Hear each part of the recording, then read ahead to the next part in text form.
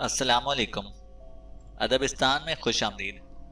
आइए शुरू करते हैं आज एक दिमाग में ना आने वाला हैरतनाक और खौफनाक वाकया, मगर हकीकत को देखकर कोई भी इनकार नहीं कर सकता।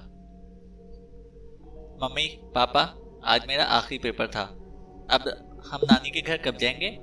किरण स्कूल से आते ही दौड़ती हुई कमरे के अंदर दाखिल हुई। आप दोनों ने मुझे प्रॉमिस किया था कि जब मेरे पेपर खत्म होंगे तो आप मुझे लेकर जाएंगे, किरण बोल रही थी। बताएं ना पापा, आप मुझे लेकर जाएंगे ना? हाँ हाँ बेटा, जरूर। आप आज रेस्ट करो। आज हम डिनर बाहर करेंगे, फिर कल हम तुम्हारी नानों के घर जाएंगे। Yahoo, thank you so much पापा। आकाश और मुस्कान बचपन से एक दूसरे को पसंद करते थे और वो दोनों एक दूसरे के कजन भी थे। इनके घर वाले शादी के लिए नहीं मान रहे थे, फिर कुछ तगोदो के बाद वो लोग मान गए और फिर आकाश और मुस्कान की बहुत धूमधाम से शादी की गई। शादी के बाद दोनों की लाइफ बहुत अच्छी गुजर रही थी, मगर औलाद की कमी ने दोनों को गमगीन बना रखा था। शादी के 8 साल बाद अचानक पता नहीं किसकी दुआ रंग लाई और इनको अल्लाह ने औलाद की खुशखबरी दे दी। छोटी सी प्यारी सी बेटी को पाकर मुस्कान और आकाश दोनों ही बहुत ज्यादा खुश थे। दोनों ने अपनी बेटी का नाम मिलकर किरण रखा।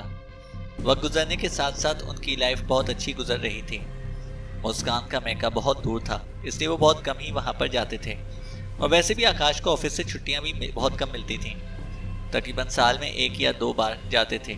फिर इसके बाद किरण स्कूल जाना शुरू हो गई और फिर बस स्कूल से छुट्टियों पर ही जाते थे। इस साल बहुत ही ज़्यादा इंतहा की गर्मी की वजह से आकाश की ऑफिस से छुट्टियां थीं और फिर साथ ही किरण के तीसरे क्लास के पेपर भी ख़त्म हो चुके थे। तो किरण ने आते ही शोर मचा दिया कि नानी के घर जाना है और फिर अगले ही दिन वो लोग सफ़र के लिए रवाना हो गए। गाड़ी ड्राइव करते करते आकाश को बहुत थकन महसूस होने लगी और फिर कुछ टाइम के लिए उन्होंने गाड़ी को साइड पर रोककर आराम किया।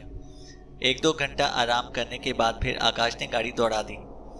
चंद्रपुर से कुछ ही फासले पर एक पुरानी हवेली थी जो कई सालों से वीरान और खाली रहती थी। इस हवेली के बाहर ही एक बड़ा सा पीपल का दरख्त था जिस पर एक झूला लटका रहता था।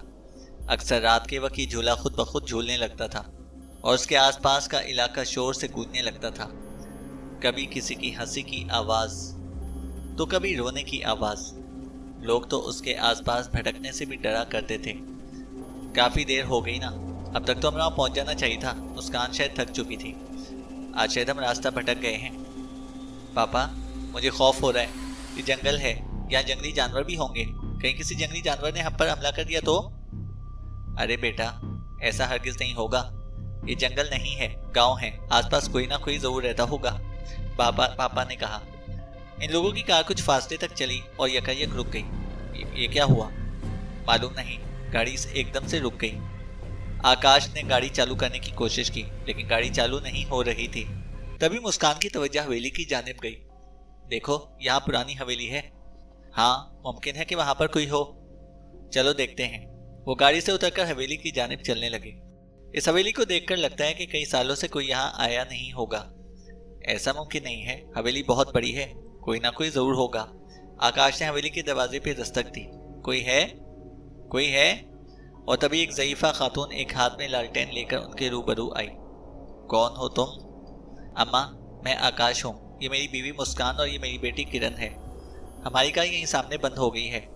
रात भी काफ़ी हो गई है, क्या हम यहाँ सुबह तक रह सकते हैं? आकाश ने कहा। रह तो सकते हो, लेकिन ये हवेली कई सालों से बंद है, अंदर सब कुछ टूटा फूटा है, अम्मा ने कहा।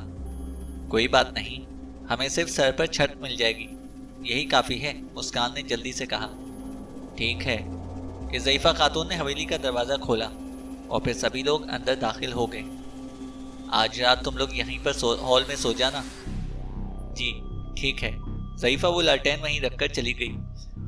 उनके जाने के बाद आकाश और मुस्कान गुफ्तगू करने लगे। कितनी अजीब खातून थी ना ये। हाँ, लेकिन कम से कम रात गुजारने के लिए वक्त पर छत तो मिल गई ना, वरना इतनी रात को इस वीरान इलाके में हम कहाँ भटकते। वजह फरमाया आपने, मुस्कान ने कहा। किरण बेटा, तुम इस सोफे पे सो जाओ। आप इस पर सो जाओ, मैं यहीं सोती हूँ, मुस्कान ने आकाश से कहा। ठीक है, रात काफ़ी हो चुकी थी, इसलिए तीनों जल्दी नींद आ गई, वो भी गहरी। आधी रात को मुस्कान की आंख खुली तो उसने देखा कि उनकी बेटी किरण वहां पर नहीं है। किरण, किरण, मुस्कान की आवाज़ सुनकर आकाश भी उठ गया। क्या हुआ? किरण यहाँ नहीं है, मुस्कान ने कहा। यहीं कहीं होगी, आकाश बोला। इतनी रात को कहाँ जा सकती है किरण? वो दोनों किरण की तलाश में लग गए। वो लालटेन लेकर हवेली के अंदर उसकी तलाश करने लगे। किरण, किरण। मुस्कान और आकाश हवेली के हर कमरे में गए, लेकिन किरण कहीं ना मिली। कहाँ चली गई किरण? मुस्कान रोना शुरू हो गई। तभी आकाश की नजर खिड़की के बाहर गई। वहां देखो, आकाश ने कहा। किरण, किरण। वो किरण को आवाजें देते हुए बाहर निकल गए। किरण पीपल के दरख्त के झूले पर बैठी थी। मुस्कान और आकाश दौड़कर हवेली के बाहर आए। इन दोनों ने देखा कि किरण किसी से गुफ्तगू कर रही थी, लेकिन वहां पर कोई भी नहीं था। किरण, तुम यहाँ क्या कर रही हो? मम्मी, ये चाची जान मुझे यहाँ लेकर आई हैं, किरण ने कहा। कौन चाची? यहाँ तो कोई नहीं है, आकाश ने पूछा। जब मुस्कान और आकाश किरण के पास पहुंचे तो यकायक हवा में उड़ने लगी। Mummy, mummy. किरण आकाश और मुस्कान की नजरों के सामने हवा में उड़ती हुई उनसे दूर जा रही थी। आकाश और मुस्कान किरण को पकड़ने की कोशिश कर रहे थे। अचानक किरण पीपल के दरख्त की जानिब गई और इस पीपल के दरख्त ने किरण को निगल लिया। किरण, किरण, मेरी किरण कहाँ गई? मुस्कान ने कहा। दोनों मियाँ बीवी रो रहे थे कि यकायक उनकी बेटी किरण पीपल के दरख्त के झूले पर झूलती हुई नजर आई। मामा, पापा, आप क्यों रो रहे हो? किरण बोल रही थी। वो दोनों किरण के पास गए, लेकिन जैसे ही उन्होंने किरण को छुआ तो किरण एकदम एक खौफनाक डायन में तब्दील हो गई। डायन को देखकर मुस्कान और आकाश खौफजदा हो गए और इस दरख्त से दूर भागने लगे। वो दोनों भागते भागते हवेली के अंदर चले गए। वो डायन भी इनके पीछे पीछे हवेली के अंदर दाखिल हुई और इस डायन के हवेली के अंदर कदम रखते ही खंडर सी हवेली नई नवेली हवेली में तब्दील हो गई। तुम लोग खुद मेरी हवेली में दाखिल हुए हो, अब तुम्हें कौन बचाएगा? हा हा हा। आकाश और मुस्कान हवेली की सीढ़ियों पे चढ़ने लगे तो अचानक सीढ़ियां खुद ब खुद नीचे की जानिब चलने लगी।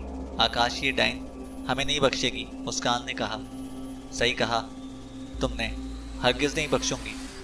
डायन ने मुस्कान और आकाश को जमीन पर पटक दिया और जोर जोर से हंसने लगी। हा हा हा, हा हा हा। डायन 1 से 2 और 2 से 4, 4 से बहुत सारी हो गई। सारी डायनें एक साथ जोर जोर से हंस रही थी। हा हा हा, हा हा हा। मुस्कान और आकाश खौफ के मारे कांप रहे थे।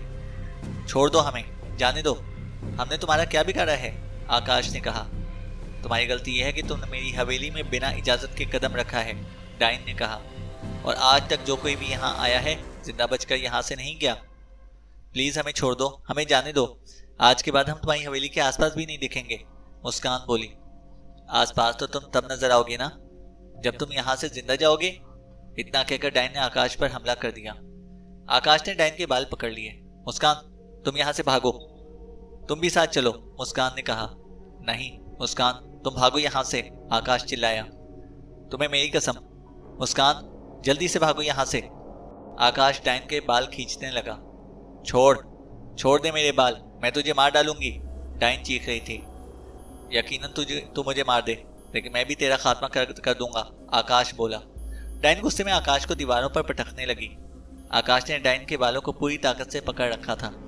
ओए बदबख्त, छोड़ मुझे। नहीं छोड़ूंगा तुझे, नहीं छोड़ूंगा, आकाश कह रहा था।